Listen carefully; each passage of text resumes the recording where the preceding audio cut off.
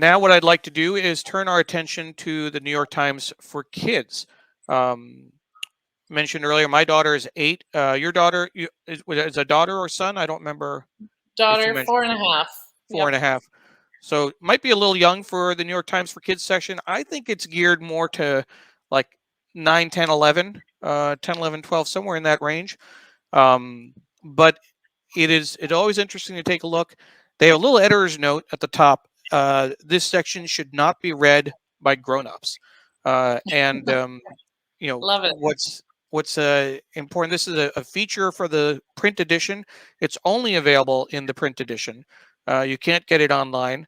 And I know that my colleague Paula just is always a little frustrated when we get to the New York Times for Kids because there's nothing for her to do. She can't put in a link to an article. She can't share it. Everyone just gets to sit back and watch. So this, and I remember Dr. Chandrasekhar had a nice comment earlier about when she was a kid, she would look for a nook somewhere to read. So let's see if we can pull that up again. Let's see.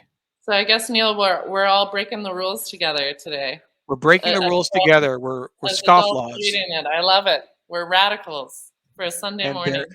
There it is. Dr. Chandrasekhar, host of She's on Call, one of the co-hosts, rather.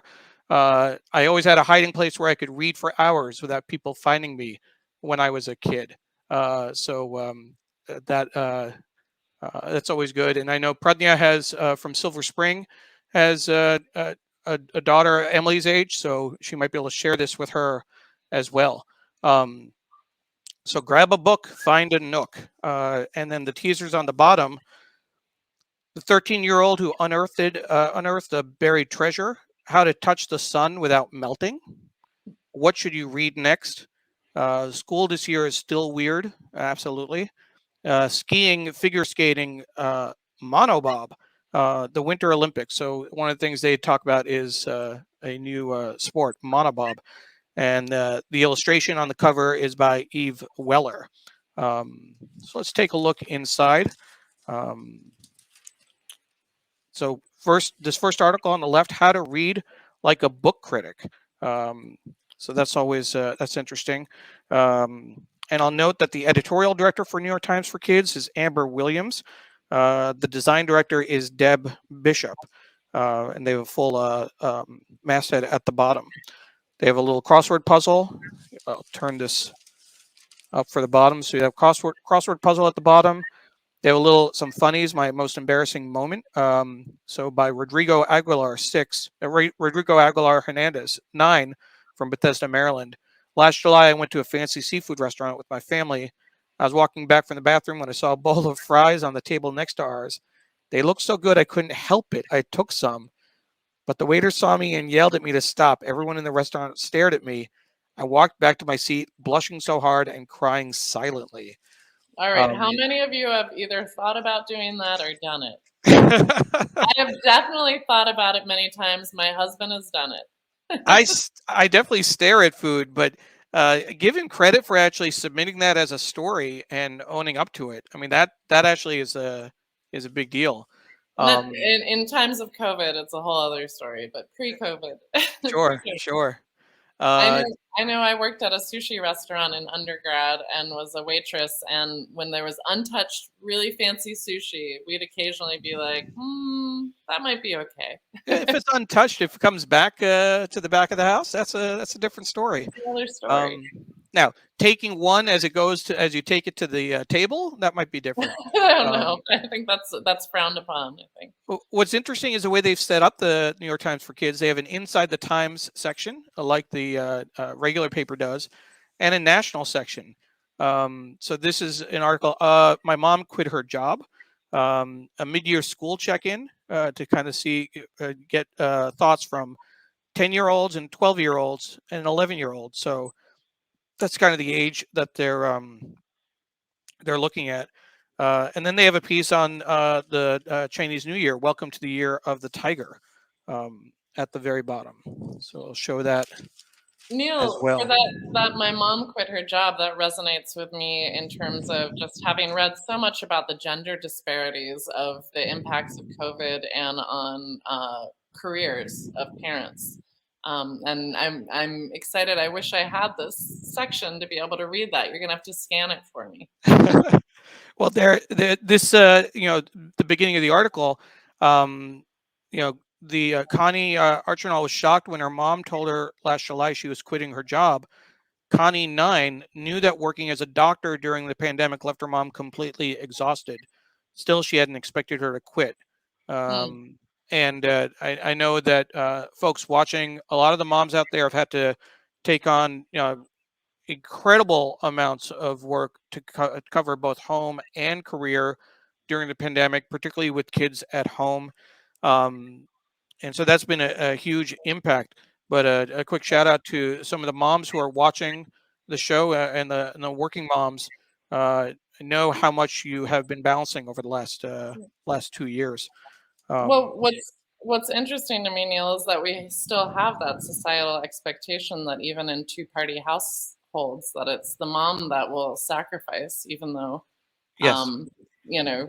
we don't see dads necessarily doing that as much or see as many stories of that. So it to me shows that we have a long way to go, both in terms of women's empowerment, but also men's empowerment. That you know all parents and non-binary as well, all parents are very important in our children's life and are needed to both be home and to work and sustain the family. Other stories is a science section, saving the manatees with snacks. A manatee and her calf grazing in Florida's Crystal River. Pollution from humans is threatening the great mammals. Here's that piece on Journey to the Sun. Again, I'll fold to show you the artwork at least. And they are talking about a NASA spacecraft that is going uh, toward the sun. 5 things to know about Omicron, which is helpful for adults as well. What I've found with the New York Times for Kids is they explain things really well. Really good for adults to read.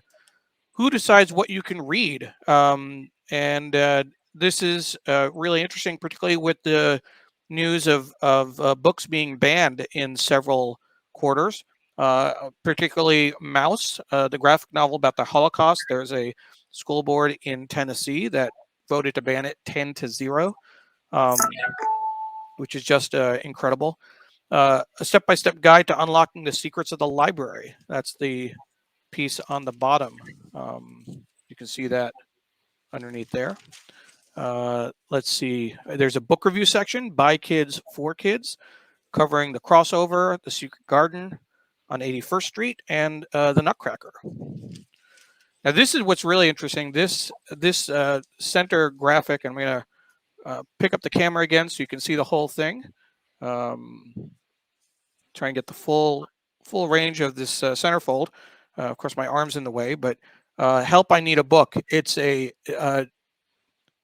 guide to finding books that you might be interested in. So if you start off in the center, Help, I Need a Book.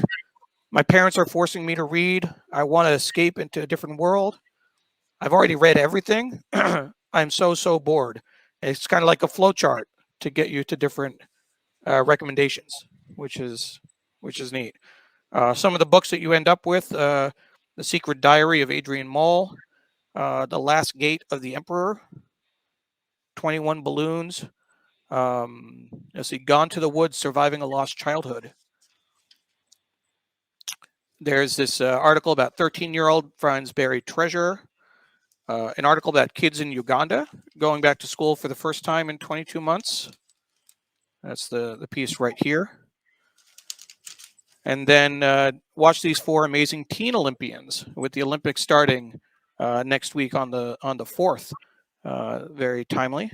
A piece about artificial snow. And then an explainer about, in their sports section, introducing monobob.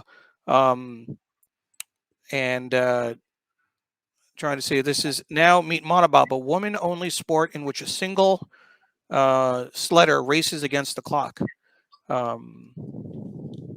piece on the Beijing Olympics, and then Speak Your Mind, just an opinion section. Dennis Washington, 10. Kids my age don't spend enough time outside. They're always playing video games inside, and it's not good for them.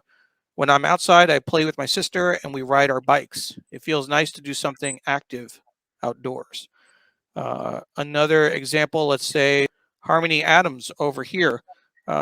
People need to learn more about COVID-19. You need to be able to tell if you have COVID, and we should all know how not to spread it if we have it. Researching will help us find ways to reduce the spread of the virus. Wisdom beyond their years. And then the back page ad, house ad for the Times. People should stop hunting tigers for their fur, for fun, and for medicine. Imagine if you were a tiger free in the wild and then boom, you were shot for your fur. How would you feel? This is by Joseph. The quote is from Joseph TH10. The illustration is by Sophia G, who's also 10. We make the New York Times for Kids just for you. Thank you for sharing your opinions with us. Note there's no advertising in the New York Times for Kids, which is really great. It's nice to see one space without advertising directed for kids. Certainly, when watching TV, one of the advantages of watching something like Netflix is kids don't get pummeled with ads. And occasionally, when we watch shows on live TV, then we get the ooh, can we get this? Can we get that? It's always interesting. So that was the New York Times for kids.